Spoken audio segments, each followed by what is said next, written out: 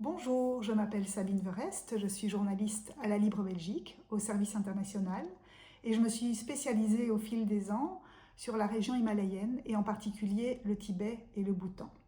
Alors pour ce cours, je vous propose de vous emmener au Bhoutan, un petit royaume himalayen donc qui se trouve coincé, pris en étau entre la Chine et l'Inde.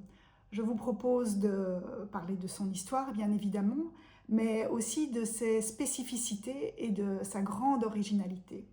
Et parmi ces originalités que nous verrons ensemble, il y a évidemment la mise en place d'une politique de développement tout à fait particulière, une politique de développement avec des valeurs qui a été dénommée le bonheur national brut. Parce que pour le roi, à l'époque, le roi qui l'a imaginé, il était plus important de tenir compte du bien-être de sa population que de la richesse du pays, le produit national brut. Donc nous partirons à la découverte de cette politique de bonheur national brut qui prévoit d'avoir un développement socio-économique durable et équitable, qui porte une attention particulière à la préservation de l'environnement. C'est très très important pour ce pays himalayen qui est bouddhiste. Le troisième axe important dans la politique du bonheur national brut, c'est la promotion de la culture et la préservation de la culture du pays.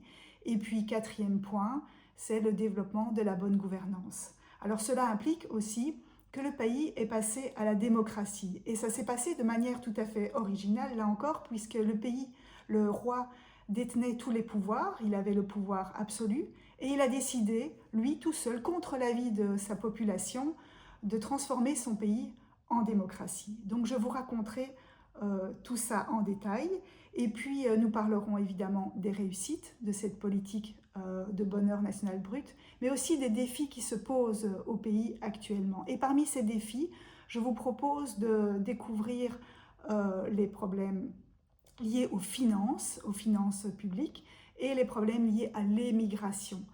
Le Covid a fortement endommagé l'économie du pays, et donc il a fallu au roi actuel imaginer comment sortir de ces difficultés.